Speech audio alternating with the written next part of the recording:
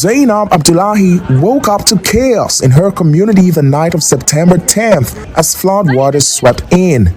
She gathered what she could and fled with her 10 children, but 2 got lost along the way and she hasn't seen them since. When the floods came, some neighbors were helping me carry my children because there are too many of them. But we lost 2 of my daughters in the whole chaos.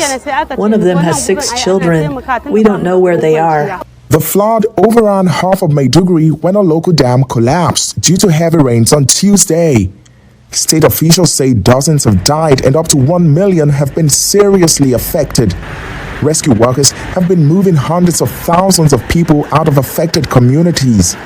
State authorities have set up camps to respond to the emergency, but they say there isn't enough food and shelter for everyone. State officials say this camp is now overstretched with more than 14,000 internally displaced people, yet more continue to arrive. For many flood victims, it's a desperate scramble for survival. We're just stranded. We've not gotten food. Thank God I got the stipend the governor gave us days ago. That's what I've been using to sustain my family. 2 years ago, Nigeria's worst flooding in a decade killed 600 people and displaced 1.4 million. The United Nations Humanitarian Agency says the situation is serious. It is a profound crisis, and it's a crisis, as you say, that comes in the middle of another crisis, where 4.8 million people are in need of food assistance in the northeast, in the Bay States. So what we are seeing is that already vulnerable people are now in a desperate situation.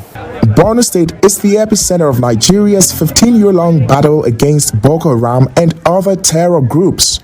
What we're also then focusing on is to make sure that we don't have the spread of disease. And the government are moving people out of areas that have been affected because clearly there is the threat of communicable disease. Nigerian authorities have announced the release of $1.8 million in each state to handle the flooding and other crises. For now, Abdullahi's biggest hope is to see her missing daughters again. Timothy Obiezu, VOA News, Maidgurui, Borno State, Nigeria.